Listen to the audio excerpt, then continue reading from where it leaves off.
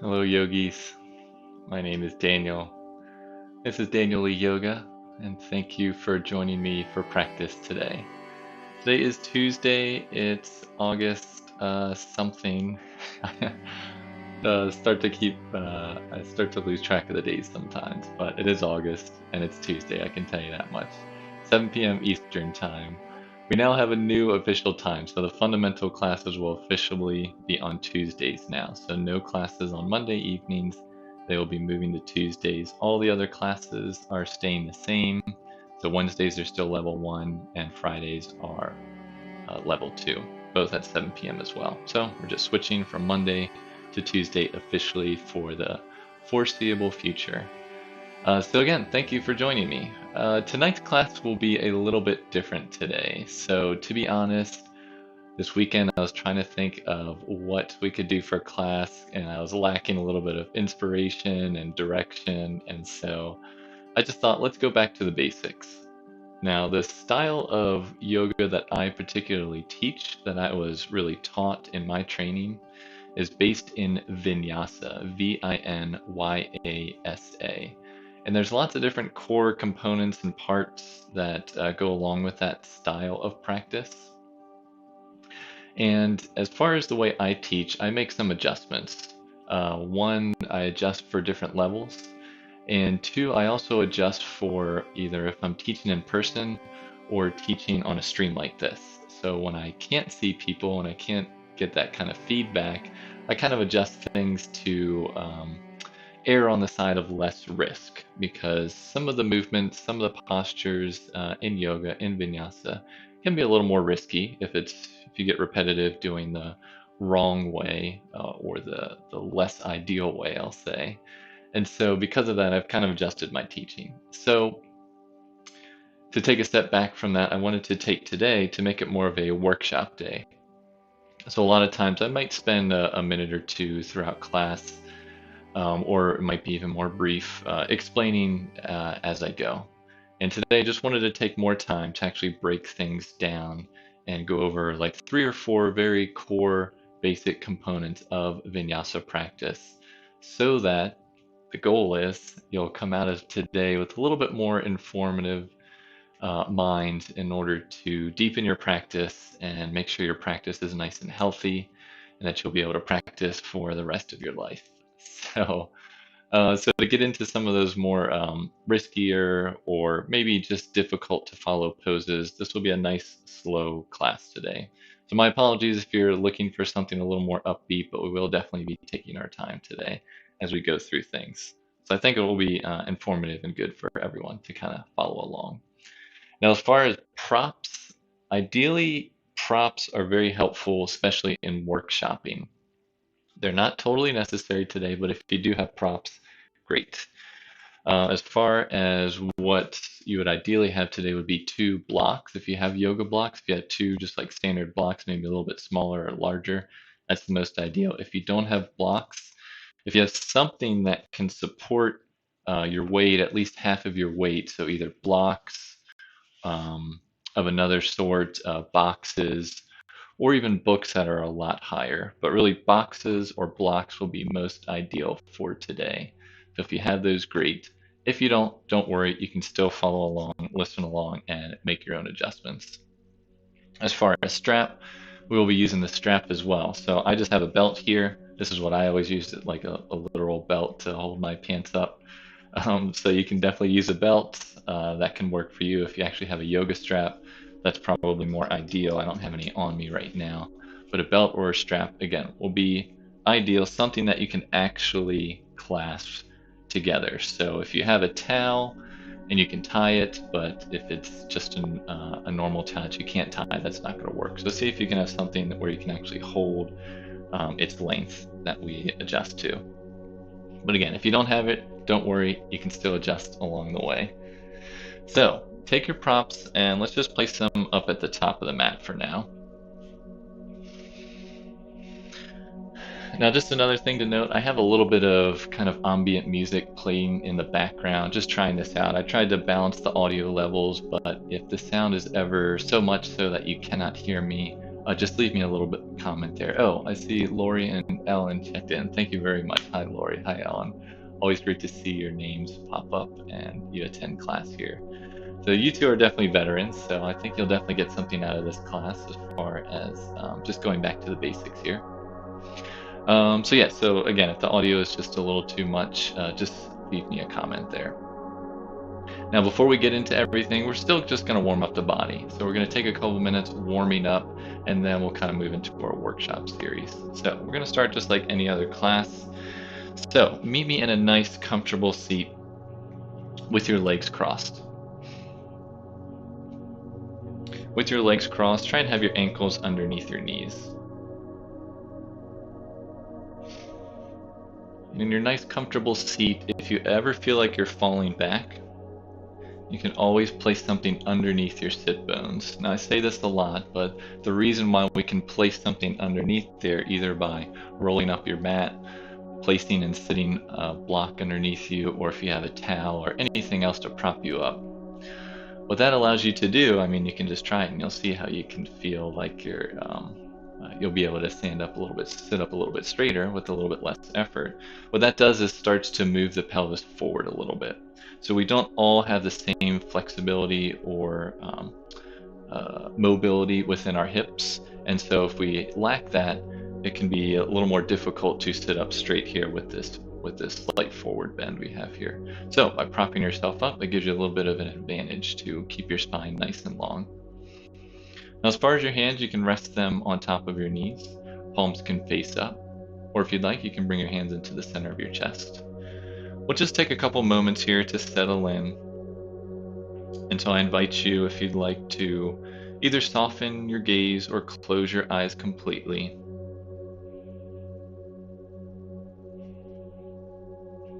And just start to deepen your breathing. In order to do that, begin by noticing your breath. As it inhales, comes into the body, fills up the chest and the lungs. And as you exhale, the ribs fall, belly falls, all the air releases. And just notice how it's entering. Is it coming in through your mouth or your nose naturally? And how's it exiting?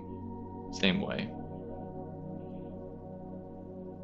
You can feel the air gently come across your lips or maybe your nostrils.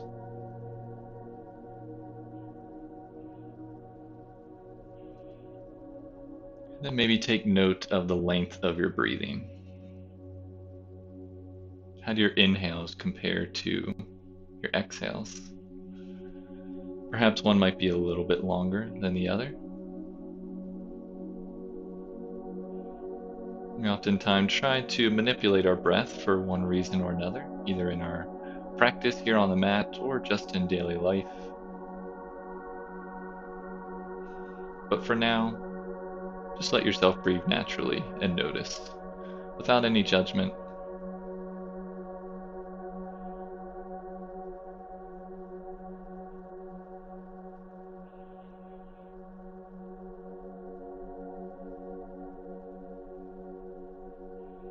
We'll just stay here for a couple more deep breaths as we settle in.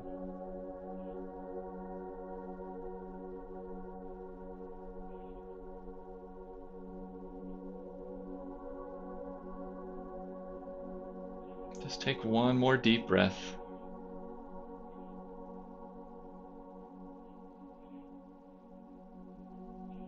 And gently start to blink your eyes back open. You can release your arms down by the sides. With your legs crossed, we'll now switch the crossing of our shin. So whichever shin is on top, let's send that to the back. It's in the opposite shin in front. Try and have your ankles underneath your knees. And same thing, just keep sitting up on something if that helps you. Again, we'll start to bring movement beginning in the shoulders here. So releasing the arms down to the sides. Try to start by softening your shoulders down. You're still in a nice long spine here. Gently hug the navel in and back. Breathe into the back ribs. Try and broaden your collarbone slightly. Chin is parallel with the mat. Now let's add the arms here. So turn the palms out And inhale as you raise the arms up overhead. Exhale, turn the palms out, release the arms down and out. We'll do that 3 more times. So inhale as you turn the palms out, arms come overhead, palms face each other. Exhale, turn the palms out, release the arms down to your sides. 2 more times, just like that. Palms up overhead. And exhale, release the arms down and to the sides. 1 more time, bring the arms up overhead, palms face each other. And exhale, release the arms down to the sides. Let's inhale, bring the arms back up overhead. This time we'll add a twist. So twist from your navel up, turn to your right, and then release the arms to the outside edge of the right thigh. Coming right back up to center on your inhale, both arms overhead. Turn to the opposite side on your exhale, left side, both arms down. Inhale back to center, both arms overhead, palms face each other. And exhale, twist to the right, release the arms down to the sides. Let's inhale, arms back up overhead. And exhale, turn to the left, release the arms down to the sides. Let's inhale back to center.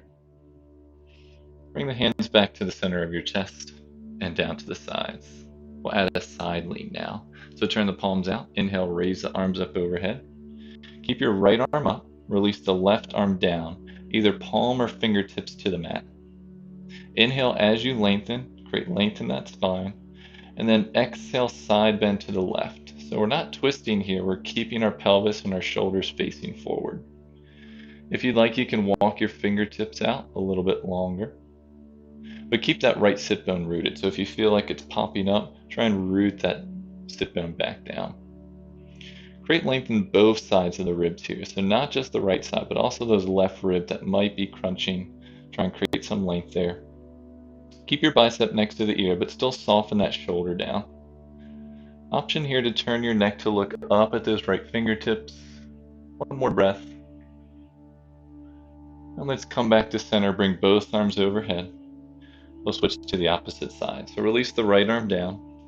Stay for a moment as you inhale, create length. And exhale, side bend to the right. Again, keeping both sit bones rooted. Option to walk those right fingertips out. And try to create length in both sides of the body. Keep the bicep next to the ear with that left palm facing the right side. Now you have the option to just gently turn your neck, maybe look up at those fingertips. Stay for 2 breaths here. 1 more breath. Let's inhale, bring both arms back overhead. And exhale, hands down through center and down to the sides. All right, we'll add a little bit of neck rotation. So bring the arms behind you. You can either clasp the fingers together, and just show you in front, clasp the fingers together, or grab opposite elbows, or just place your palms on your lower back. Whatever you choose, try to roll the shoulders up and back, broaden the collarbones. Now gently release your chin to the center of your chest. Very slow neck rotations here. So start by moving to the right. So keep your chin low and roll the chin over to the right side. Drop your right ear to your right shoulder, and then start to drop your head back. Gaze starts to come and look up. Roll the head through center as you still gaze up, and start to roll to the left now. Left ear to left shoulder. Drop the chin down towards your chest. Come through center. We'll do 1 more way, that same direction. So we're rolling the chin to the right. Right ear, right shoulder. Then drop your head back gently. Start to gaze up towards the ceiling as you roll through center. Then the left ear comes towards that left shoulder. The chin drops down. And roll the chin gently through center and stop in center, and we'll go the opposite direction. So this time the chin rolls to the left. Left ear, left shoulder. Then your head drops back. Looks up towards the ceiling as you come through center. Then right ear to right shoulder. Gently drop that chin down. Come through center. We'll go 1 more time in this direction, nice and slow. So left ear to left shoulder with the chin down. Then you start to drop the head back, gazing up towards the ceiling as you come through center. Then right ear to right shoulder. Let the chin drop, come down through center, and pause here for a moment. All right, lift the chin back up to parallel with your mat. Release the clasp of your arms behind your back. And now we'll come into our tabletop pose. So you can either come over your knees or send your legs off to the side. So, tabletop pose. Wrists underneath the shoulders, knees and the tops of the feet to the mat. So, this is one of our blueprint poses here that leads to a lot of different things in our vinyasa and our yoga practice here. So, going through a lot of the component parts, starting with our foundation. Our hands. Our fingers should be nice and spread, but not so much that you're like have jazz fingers. We don't want jazz fingers, but we do want our fingers spread. So make sure you're not spending too much energy trying to really separate the fingers, just enough so that they're separated from each other. Now, as far as aligning the wrist creases, if you look up towards the top of your mat, you have your short edge of your mat. Now, your wrist crease is where your wrist creases, where the hand meets the forearm. And that space there, that line there, should be parallel with the top of your mat or slightly turned out. So we don't want our hands turned in. We'd rather have them turned out or the wrist creases parallel with the mat. What that allows us to do is keep our shoulders in line with our wrists and reduce any undue strain on our elbows. So, with the fingers nice and spread, wrist creases lined up with the short edge of the mat, make sure your hands are directly underneath your shoulders. Now, as far as your knees and your feet, the knees are a little bit closer. They are hips width distance, so they're directly underneath your hips. So, your hands should be wider than your knees, and the tops of the feet are the same distance apart as the knees. Toes are down, so the toes are not curled. The tops of the feet are gently pressing down. Now, so we've got our foundation.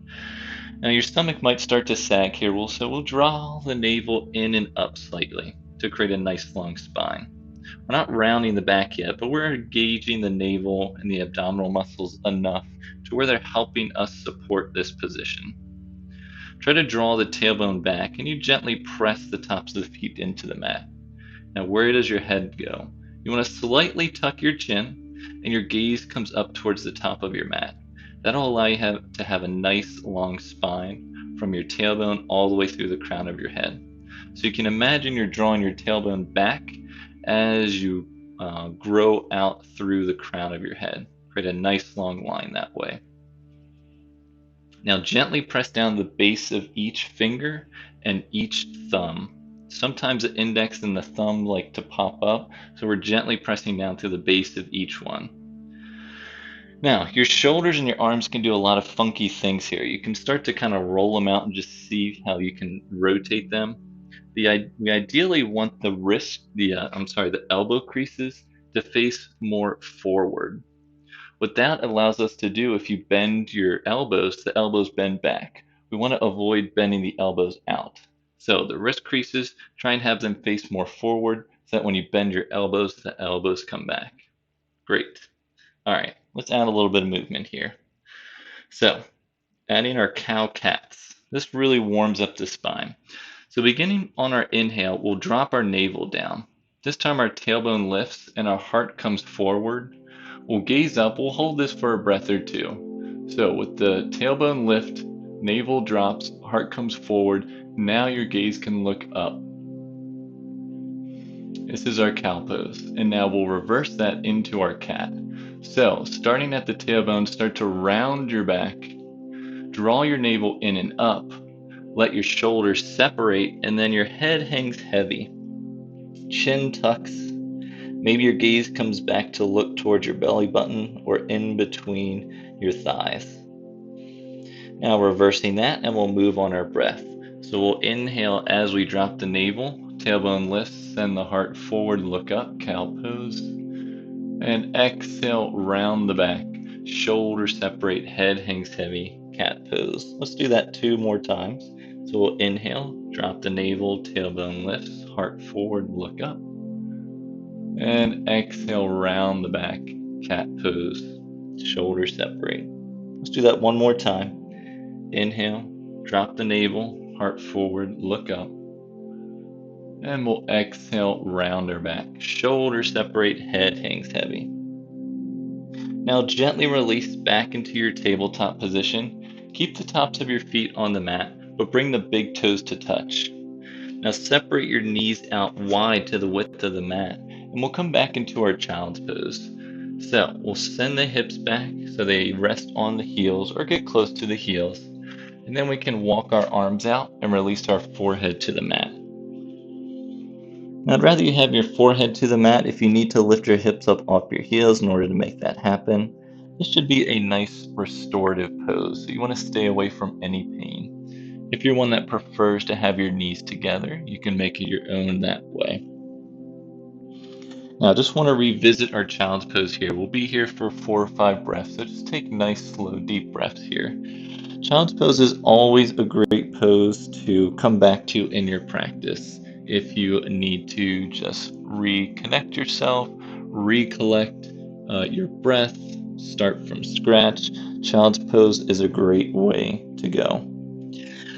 If that option doesn't work for you with child's pose with your forehead down and your hips on your heels, you can always come onto your back.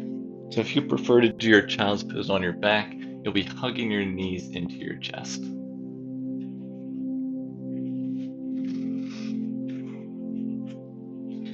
Now from your child's pose, let's lift our hips up off of our heels and come back into our tabletop. Now in your tabletop, we'll keep your torso up, walk your hands back to your knees, and we'll sit up either on our knees with our heels, hips on our heels. Toes can be curled or uncurled, whatever you prefer. And if neither of those options work for you, just come to a cross-legged seat as we begin class. So, what we'll get into now is our chaturanga. So, chaturanga is a Sanskrit word for a particular pose. And sometimes you can hear the word associated with a movement, but it actually refers to a pose. The entire pose name is Chaturanga Dandasana, which kind of means like halfway 4 limbs staff pose. So it's a play on a plank pose, but you're lowered halfway. So as far as different options for reviewing our chaturanga, this is where our blocks can come in handy, as well as our strap. So if you have a strap, we'll start with this. So follow along with me. Depending on how your strap or your belt works, what we want to do is find the right length of the strap so that when you wrap it around both arms and bring it just above the elbows, your arms can stay shoulder width distance apart. So just so you can see there. So I've got my strap. It's a little stretchy, but it pretty much keeps my arms at shoulder width distance right above the elbow crease. So if you have a strap or something that you can tie, see if you can make it that length. Take a moment to do that.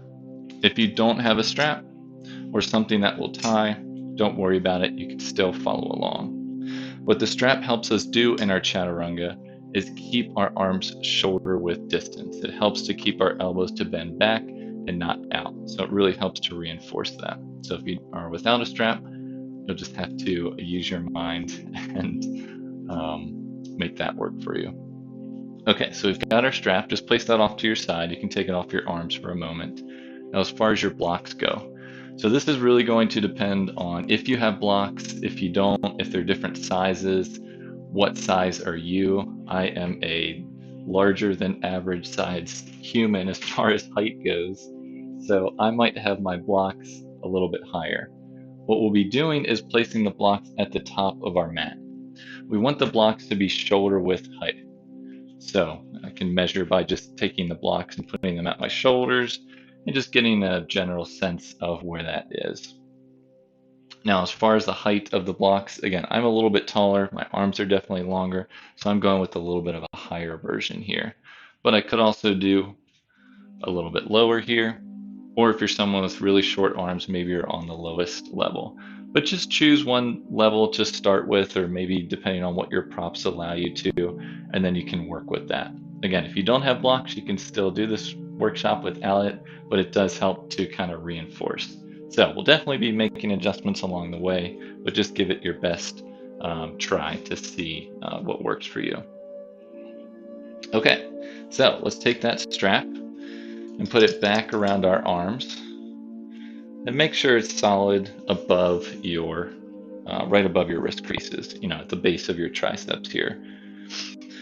So we want to make sure that it's reinforcing that the arms don't come wide. So make sure it's tight enough to at least give that reinforcement, but it's not, you don't want your arms in too close. You want to be able to separate out. So what we'll do is now come behind your blocks with the blocks at the top of your mat. You either have blocks or you don't. If you do, you'll place your fingertips behind the blocks. So if your fingertips are behind the blocks, they should be about shoulder width distance, just like in our tabletop. So that's where we're starting. So come into your tabletop, fingers are directly below the blocks, wrist creases are lined up with the short edge of your mat. Make sure even now with your arms down, your strap still stays above your wrist here. Now, starting in tabletop, just send your knees back maybe 3 or 4 inches so that instead of being underneath your hips, there's a little bit of an angle.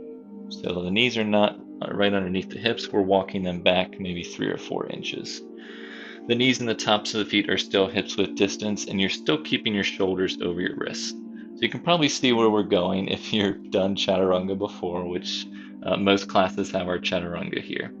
So the idea here, again, is the strap will keep our arms shoulder width distance. Elbow creases you want facing forward so the elbows can bend back. And what we'll be doing is lowering our shoulders on the blocks if you have them. So if you have your strap, that'll help. If you have your blocks, we'll be lowering there. So the starting position, shoulders over wrists. And now we'll shift forward so that the shoulders come forward of the wrist. And then you'll bend and lower so that your shoulders rest on top of the blocks. Here's where you can just adjust. If your stomach or your chest kind of gets in the way of the strap and you may need to loosen it or tighten it for whatever reason, just see if you can come into this position where the strap is around your arms and your shoulders are resting on the blocks. And again, if you don't have the blocks, then you're holding this just for whatever duration that works for you, but the blocks are really nice. So again, if you feel like the blocks are too high or too low, you can adjust there. Now, as far as height, what we're looking for here is when you bend your elbows and lower, you want your elbows and shoulders to be in the same line. So if you look at me, you'll see my elbows or shoulders are in the same line. If I take the blocks and lower them to the medium height, and then I lower, then you can see my shoulders are a little bit lower than my elbows. So this is lower than I want to go. The idea here is when we do our chaturangas, the shoulders are level with the elbows. So that's the idea. Use whatever props you have to potentially allow yourself to stay in your chaturanga on that support with your shoulders level with your elbows. So let's come out of that and we'll review. So lifting your hips back up, you can just release that strap for a moment.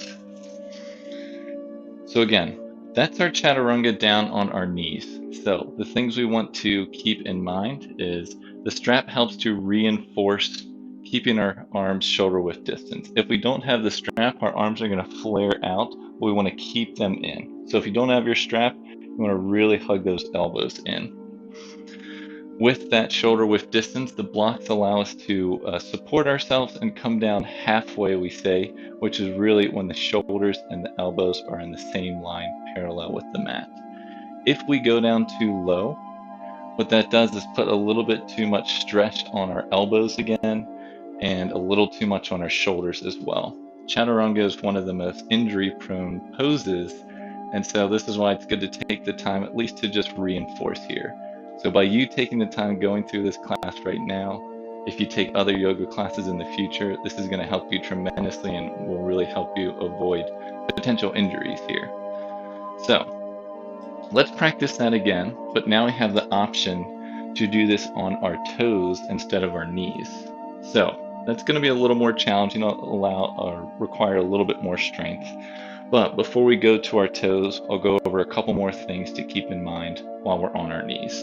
So if you have your strap, put it back right above your elbows, and we'll come back in that position. So again, your blocks, if you have them, are lined up as best you can to support your shoulders being parallel to your elbows when you lower. So start in your tabletop, shoulders over wrists, fingers directly behind the blocks. Walk your knees back a couple inches, and then we'll shift forward. Lower halfway, rest your shoulders on your hips. Now it's easy to let the chest and the stomach sink, but we want to engage and draw the tailbone back. So we're hugging the navel in and up, drawing the tailbone back. Now, as far as the head, we have a slight tuck of the chin, and gaze is forward of the mat. So we're not looking like 10 or 15 feet forward. We're only looking maybe about a foot forward of the top of your mat. That, again, keeps the spine nice and long. So the idea here is when we lower halfway, our spine is still very nice and long, which helps protect that, especially the low back. So again, tops of the feet are pressing down, we're drawing the tailbone down towards the heels, and we're keeping the chin slightly tucked, gazes up towards the top of the mat. Okay, let's press back up. So press your hands into the mat, lift yourself back up. Okay, last option here, if you want to try your supported chaturanga, we'll do it with the toes curled under and the knees lifting off the mat. So again, depending on if you have your strap or your blocks, that may or may not be accessible for you, but see if it makes sense. So starting back in our tabletop, fingers behind our blocks, arms are shoulder width distance, and then walk your knees back slightly. If you're just keeping your knees down, you can repeat your chaturanga with that. If you'd like to try your full chaturanga with your toes curled under, your knees up, you'll curl both toes under and you'll start in your plank position. Now in your plank position, your shoulders are still over your wrists. Now draw the tailbone down towards the heels, slight tuck of the chin. Again, gaze is about a foot in front of the mat. And now we'll shift forward again. So we're shifting the toes forward, the heels come forward, the whole body comes forward, shoulders come forward of the wrists. Bend the elbows back, and again, lower the shoulders onto your blocks. Same thing, shoulders should be nice and wide, lowering onto your blocks with the elbows coming back. Slight tuck of the chin, gazes up towards the top of the mat, and keep drawing the tailbone down towards your heels, pressing the heels back away from your body. All right, wherever you are, press yourself back up either in the plank, and then everyone drop to your knees and just sit your hips back towards your heels again. And let's release the strap. So there you go. Depending on if you have props, the workshop series or this part of the class can make a little more or less sense. But that's just some key things to keep in mind when you're doing your chaturangas. When I typically go through class and cue the chaturangas, I will have the class lower all the way to the mat instead of lowering halfway. A traditional chaturanga is lowering halfway, but again, because it's so risk prone, I usually have us lower all the way to the ground, just so that we can avoid any risky maneuvers, since I can't see you, since I don't have that feedback from class. So you now have the option to do that. So let's get back to the basics of vinyasa. So vinyasa means to place or to put. It's a Sanskrit word, and that's the English translation, to place or to put. When you may hear in a class to vinyasa or go through your vinyasa, what that's referring to is a specific series of postures and movements. One of those is included is our chaturanga dandasana, which we just did. So we'll go through a full vinyasa, and I'll show you what that actually means when you hear that. So coming back to your tabletop, have your knees under your hips, wrists underneath your shoulders. Now, we'll do this with the knees down first. So walk your knees back maybe 4 or 5 inches so they're at a slight angle. And as far as the vinyasa, it's a series of movements, starting in either your plank pose with your knees up or your knees down. So we'll practice first with our knees down, and then we'll have the option after this to repeat it with our knees up. So in our plank pose with our knees down, which we're in right now, so make sure the knees are farther behind your hips. They're not in tabletop, we're in knees down plank pose. We'll come into our chaturanga. So first thing, we'll shift forward, bend the elbows back. Imagine you have your strap there, and then you lower halfway. Now, from here, just press yourself back up into your plank pose. And then sit your hips back on your heels and lift your torso back up for a moment. That's the first move, is our chaturanga. Now, what follows after the chaturanga in our vinyasa movement is a back bend. So there are different back bends of choice that you can choose in your vinyasa. So we'll go through the different options. So come back in your tabletop. Send your knees back slightly so you're in your knees down plank pose. And we'll shift forward into our chaturanga, so we're lower halfway. But now lower all the way to the mat here. So we're lowering all the way to the mat just so we can go over our different back bends. So for our back bends, the tops of the feet are on the mat. The ankles hug in. The palms are on the mat, wrists back, fingers facing forward. Elbows draw in towards each other. The first back bend of our choice is our baby cobra. We'll press the tops of the feet into the mat and inhale, lift your head up and your chest up, send your heart forward. So in our baby cobra, we keep our low ribs on the mat and we lift our head up and our heart up and we try and send it forward. As we do that, we're drawing the tailbone down towards our heels, just like we do in most of our blueprint poses. And we draw the elbows in towards each other. That really broadens the collarbone and allows ourselves to lift into our back bend. So gently release the forehead back down to the mat. Now, other ways for different back bends, if you'd like to choose, you can repeat that baby cobra, or there are other versions of cobra.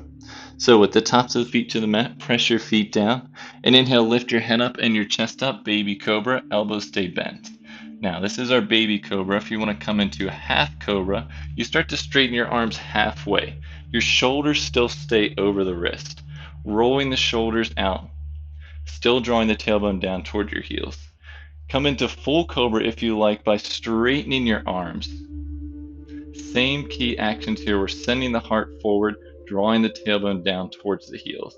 So choose what works for you. Arms can stay straight in your full cobra. They can bend halfway for your half cobra, or you can keep the low ribs on the mat with the elbows fully bent for your baby cobra. Just stay for one more breath wherever you are, and just gently release your forehead back down to the mat. Okay, so if either one of those feels good for you, you can repeat that. The final option for our back bend in our vinyasa is our upward facing dog. So in our upward facing dog, it's almost exactly the same as our full cobra. The difference here is our knees will come off the mat. So starting just the way we have been, releasing the forehead down, tops of the feet to the mat, elbows back, release the tailbone down towards the heels, press your feet down, and on your inhale, lift your head up, lift your chest up, start to straighten your arms, and then lift the knees off the mat. So in your upward facing dog, if you're coming with me, the shoulders still stay over the wrists, ankles hug in towards each other, but the knees are off the mat. So only your wrists and the tops of your toes are touching the mat in your upward facing dog. Stay for one more breath in your back bend. Drop your knees down and gently lower your forehead back down to the mat. Now let's curl the toes under. Press yourself up through your plank pose with your knees down, and send your hips back on your heels. Toes are curled or uncurled, or you can sit in a cross-legged pose. So there we go. We had the first couple of poses in our vinyasa. We start either in our plank down, knees up or down. We shift forward into our chaturanga, and then following that, we go into our back bend. So you can see all the different choices we have. Now the final component to our vinyasa is to complete it and end up in our downward facing dog. So let's try that. Let's start to put things together here.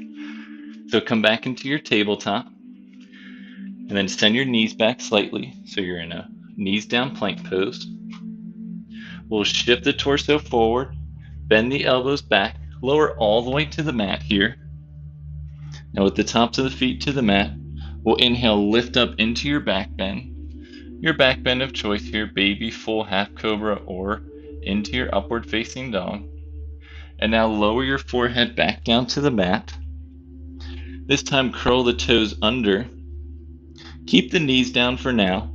Lift your hips up into your knees down plank pose, and with your toes curled under, we'll lift the hips up and back into our downward facing dog. So you can see how it's all starting to connect here. In our downward dog, hug your triceps in so that the elbow creases again start to face forward, just like in our knees down plank pose or in our tabletop. The heels press back, the tailbone draws back, the navel hugs in and up. You're pressing your chest back toward your thighs. Stay for one more breath in your down dog. Now just shift forward, let your knees come to the mat, and then lift your torso back up. Okay, so that's everything that's involved in our vinyasa. Now we'll go through it one more time, give you the different options for each pose, and then we'll have a couple opportunities to kind of try it for yourself here. So, beginning back in your tabletop. So, the different options here. We'll send our knees back. We're in our knees down plank pose. If you want to come into full plank pose, you'll curl your toes under, lifting your knees up. So this is an option, either knees down or up with the toes curled under. So choose whatever works for you. And then the next option will be chaturanga, either lowering halfway or all the way. So we'll send the torso forward, bend the elbows back, either lower halfway or all the way to the mat. Now then the tops of the feet come to the mat, and you'll inhale as you lift your chest up and drop your knees either down in your baby cobra, or you keep them up for your upward facing dog, or half or full cobra. Either way, in your back bend, your ankles hug in towards each other. Now we'll come into our down dog. If you come from upward facing dog, you'll curl your toes under and you'll lift your hips up and back straight into your downward facing dog. If you're in your baby cobra, you can do the same thing. Curl the toes under, lift the hips up and back into your down dog. If you want to transition before you get to your down dog, you just lower your forehead down to the mat after your back bend. You curl the toes under, stay on your knees, press yourself up to your knees down plank pose, and then you lift your hips up and back into your downward facing dog. So let's everyone drop to your knees one more time. Lift your torso back up. We'll go through that one more time. So we'll have two opportunities to do two vinyasas. We've been doing lots of vinyasas this class, but that's fine. So choose what works for you. Play around with it. Maybe you want to lower all the way. Maybe you want to lower halfway. But try and just remember the same things. You always want to keep your arms at shoulder distance, hugging those elbows in, drawing the tailbone down toward your heels, slightly tucking the chin to keep your spine nice and long. So choose what works for you. Start in your tabletop. Curl both toes under, either come into a plank pose, knees down or up, and vinyasa through. So we'll shift forward, bend the elbows, lower halfway or full. Then the tops of the feet come to the mat. Lift your head up, lift your chest up, come into your back bend. Draw the ankles in, shoulders over wrists, and then curl the toes under, lifting the hips up and back into your downward facing dog, drawing the triceps in. Let's stay in our down dog for 2 breaths here. One more breath. And then let's drop the knees down, lift the torso back up one last time. So the last core component part to doing a vinyasa, really in any yoga practice, is the breath. So we can cue through the traditional moves here by having either an inhale or an exhale. So what we have is we start in our plank pose and we'll exhale as we shift forward and lower into our chaturanga. Then we'll inhale into our back bend and then exhale back into our downward facing dog. So let's give it a try. Coming back into your tabletop, shoulders, hands are underneath the shoulders. Fingers are nice and spread. Let's curl the toes under, feet or hips with distance, either knees down or up. So starting here. And now exhale as you shift forward and lower halfway or all the way. Uncurl the tops of the feet to the mat, and then inhale as you lift yourself up into your back bend of choice. Baby, full half cobra, or upward facing dog. And then you curl the toes under, exhale everything out as you press up and back into your downward facing dog. Let's stay here for 2 breaths in our down dog. Again, in your vinyasa, if down dog is just too much for you, you can always just stay in your tabletop or your knees down plank pose. That is always an option. Stay for 1 more breath. And now let's shift forward, knees down, top to the feet to the mat, and just lift your chest back up. Sit in your comfortable position for a moment here. Okay, so that is your homework. You can now practice your vinyasa. You can watch this again if you'd like. Pretty much any yoga class that you'll go through, any movement yoga class, I should say, either vinyasa based or Ashtanga or Iyengar, all these different terms you may hear. If it's a movement based class, most likely you will be doing a vinyasa. So you now have a little bit more info to approach your next vinyasa. Lots of different options. Main components are, if you are lowering halfway, try not to lower your shoulder lower than your elbow. Once you do that, you're putting a little bit too much stress on your shoulder and your elbow there. Okay, let's wind down with a little bit of twist and stretching as we kind of wind our minds down. We went through a lot of different vinyasas. So let's come onto our seat with our legs stretched out in front of us. Now, traditionally in our vinyasa classes, they are movement based. We're doing lots of vinyasas, we're doing lots of other moves, and we usually wind down in the last 10 or 15 minutes of class with some neutralizing poses and some countering poses. So today we just did our vinyasas, but if we were to do more intense back bends or whatnot, we would first transition out of them and then do more counter poses. So we'll pretend like we did some really intense back bends today. So a little bit of counter posing is typically a twist. So let's have our legs extended out, hips width distance, have the feet nice and flexed.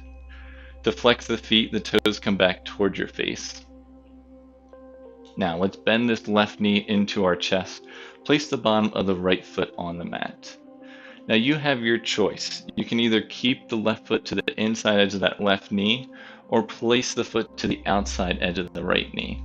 Outside edge may be a little more challenging. You want the entire bottom of that foot on the mat. Now we're adding a closed twist, which means we'll be twisting over our ankle, or our knee, I should say. So release the left arm behind you. Bring the wrist as close to the low back as you can. Either the wrist or the fingertips are on the mat. You want to imagine your left arm as an extension paralleling your spine. Keep flexing that right foot back towards the mat. Press the left toe down on the mat to keep that foot on the mat. We'll add our twist by inhaling, drawing the right arm up to the sky. Use that length on your exhale to twist and turn from the navel up. Turn to the left, over that left knee. You have the option to release that right elbow to the outside of the left knee. Now, with that right elbow on the left knee, it can act as a lever, but you don't want that as your main point of keeping yourself stable and moving. You still want to initiate that from your core, from your abdominal muscles. The elbows there is to just add a little bit of stability and maybe allow you to deepen your stretch. But don't let that be your primary way of twisting. So on your inhales, you create length in your spine, and exhale, maybe you twist a little bit deeper. Your neck is always the last thing to move in your twist. So you start with the navel, come through the middle of your spine, up through the chest, and then your neck is the last thing to move. So if you'd like, you can turn your neck to the left to look over that left shoulder. Keep drawing the left shoulder back. Flexing the right foot, still pressing down through that left big toe. Let's stay for 1 more breath. And we'll gently release back to center. So release both arms, re-extend both legs, hips width distance, with the feet nice and flexed. So we'll move to the opposite side this time. So we'll bend this right knee into our chest. You have the option again, right foot comes to the inside edge or the outside edge of that left knee. Just make sure the entire foot can rest on the ground. Now keep flexing those left toes back toward your face, press down through that right big toe, and then we'll release the right arm behind us. Again, as close to the low back as you can. If you can get your entire palm on the mat, great. If not, your fingertips can rest. Just try and have them as close to your spine as you can. Think of your right arm as a parallel extension of your spine. So, adding the left arm here with our twist. Inhale, bring the arm up overhead, create length in the spine. And then exhale, use that length to twist and turn to your right. Maybe you release that left elbow to the outside of that right knee. Again, that elbow to knee is used as a lever, but try not to use that to initiate your twist. If you can, you could bring that right elbow off that knee anytime you want. You keep flexing the left toes, keep pressing down through that right big toe. And again, neck is the last thing to move through your spine here. So inhale as you lengthen, and exhale, maybe twist and turn right. Maybe the gaze looks over that right shoulder as you continue drawing it back. We'll stay here for 2 more breaths, lengthening on your inhale and twisting on your exhales. Just stay for 1 more breath. Hi, Oliver. And then we'll gently release, come back to center.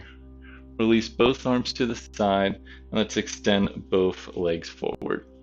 Okay, so we neutralize our back bends with twists, and now we'll add a counter pose, which is a forward fold. So, lots of different forward folds. What I'm going to do here and give you the option for, hi Oliver, is our bound angle forward fold, or Baddha Konasana. So, you can bring the bottoms of your feet together and then let your knees fall off to the side. Gotta adjust because I've got Oliver right here. And same thing here in your seat. If you feel like you're falling back, you can place something underneath your sit bones, just like we had at the beginning of class. So bottoms of the feet together, let the knees fall off to the side. You can use your arms to gently hold onto your shins or your ankles, but again, use them as external levers, as kind of secondary ways of helping you go through your movement. So create nice length in the spine by inhaling, drawing up through the crown of your spine, softening the shoulders back, and then exhale as you start to gently hinge forward. You might not move too far, which is fine, but you want to keep a nice long spine here. So we want to avoid rounding the spine here. Ideally, send your heart towards your toes. And if you don't feel like you're falling forward that much, that's okay. It's still the actions here to try and send your chest forward. So don't worry if you're not moving too much. It's still a forward fold. It counts. If you can go a little bit deeper and want to walk your hands out, you're more than welcome to. Just again, try and keep your spine nice and long with a slight tuck of the chin.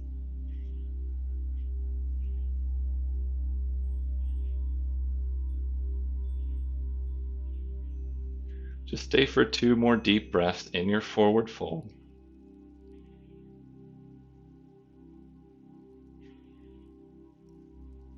One more breath.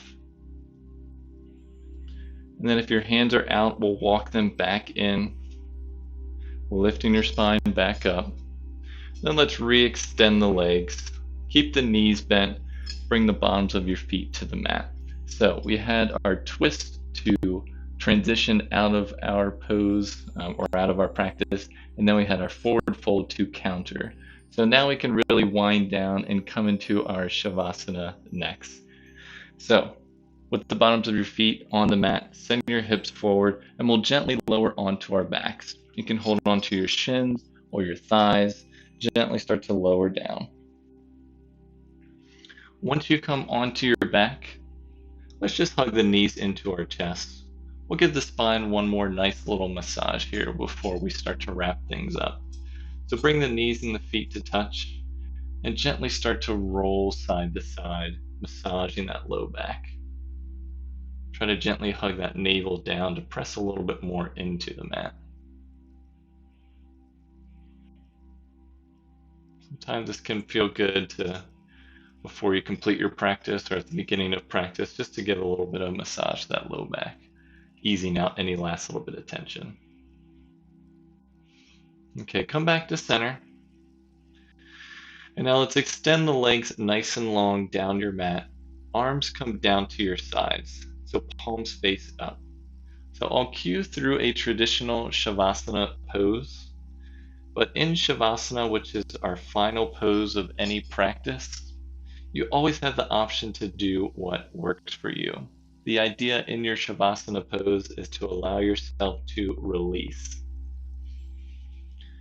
No pain, no effort, no stress. You just want to exist on the mat, allowing yourself to be heavy and allowing yourself to trust in the work that you did for your practice. Your job is done, and all you have to do is be silent and be still on your mat. So, in the traditional Shavasana with our legs long, the knees and the feet fall out to the side. The arms are down to the sides with the palms facing up. With the palms facing up, it allows for a little bit more of external rotation at the shoulder socket, which is more of a natural way of having your shoulders stay open here. If your palms were facing down, your shoulders would be a little bit more closed off. Now, your eyes always have the option to soften your gaze or close your eyes completely.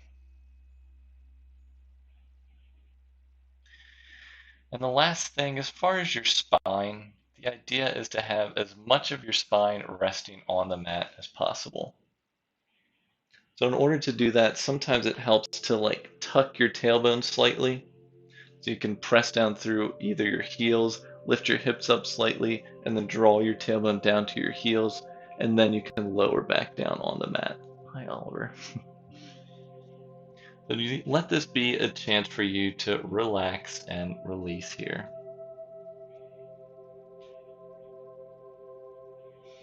The final thing is your breath.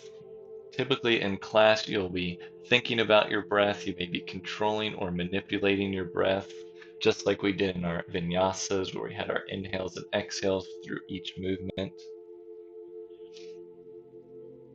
But in our Shavasana, we want to release any control we have over the breath. We just want to be and exist. And if you ever have trouble just releasing control over the breath, you can come back to the exercise that we did at the beginning of practice, where you bring some awareness to the breath. Just allow yourself to focus on it coming in and out. And then eventually you may be able to lose control entirely, allowing yourself to relax. Hi, Oliver. So just enjoy the sounds of the music for another minute here on your back.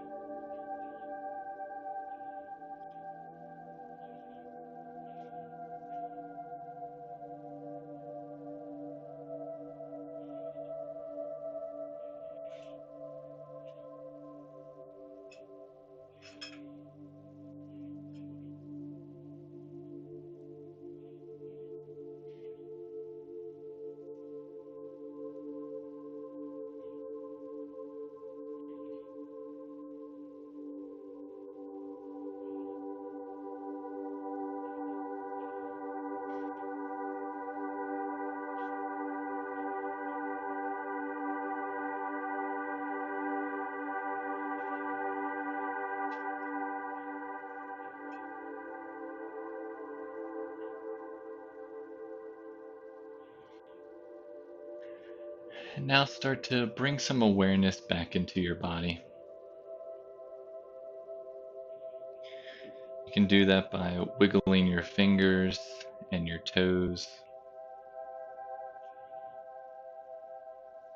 And then rotate your wrists and your ankles.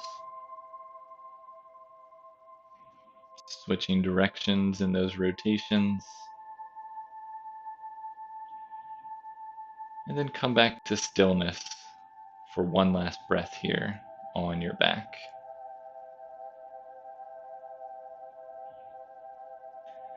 And we'll gently begin to bend the knees into your chest as you roll over to one side of your body. So pick one side and let your top arm rest on your bottom, your top knee rest on your bottom knee. Stay for a breath here on your side. While you're on your side, this is referred to as the fetal position. And so allow yourself, before you press up, to release anything that you don't want to take with you moving forward. Allow this to be a sort of rebirth for you. So try to keep your eyes softened or your gaze closed and use your top arm to press yourself up into a comfortable cross-legged seat to complete your practice today. Once you're in your comfortable cross-legged seat, you can place your palms on top of your knees, palms can face up, or bring your hands into the center of your chest. Allowing yourself to release by taking one inhale in together. Release everything that you don't need to out through your mouth in the exhale. Thank you all for joining me in practice today. The light and love in me acknowledges and honors the light and love in each one of you. Thank you.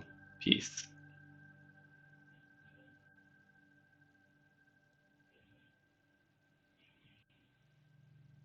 All right. Thank you all so much for joining me for practice today. I know this was a little bit different, may not have been what you were expecting today, but I hope this kind of workshop, taking more time to break down one of the really core components of a vinyasa practice, will be useful. I'm confident that it is. It's always good knowledge to have, and it's always good to kind of just go back to the basics. So I hope you enjoyed. I know Oliver enjoyed. He was with us most of the time. I think my hair's just getting so long that he's starting to attack it. He sees it as a creature that he's trying to protect me from. So he loves it. Yeah, thank you for joining me. As far as for the next class, it will be Wednesday tomorrow at 7 p.m. So we'll incorporate our vinyasas that we learned today into our practice, where you'll have the different option as we move through different series. And tomorrow we'll work on our sun salutations. So we'll start to break those down into class. And then for our level 2 class on Friday, which is still available for any levels, we'll be putting everything together. So it'll really allow you to get into your practice with some new tools and new ways to approach it. So I want to thank everyone so much for joining me in these classes during this summer. This should be the new schedule moving forward, having our fundamentals on Tuesday.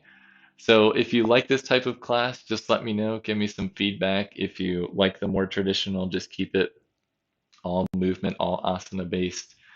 Different formats. I always love hearing your feedback, so you can leave comments in the chat. Also in the video description. There are ways to contact me through Instagram or email or whatnot. And if you ever want to donate for classes, that donation link is in the description as well.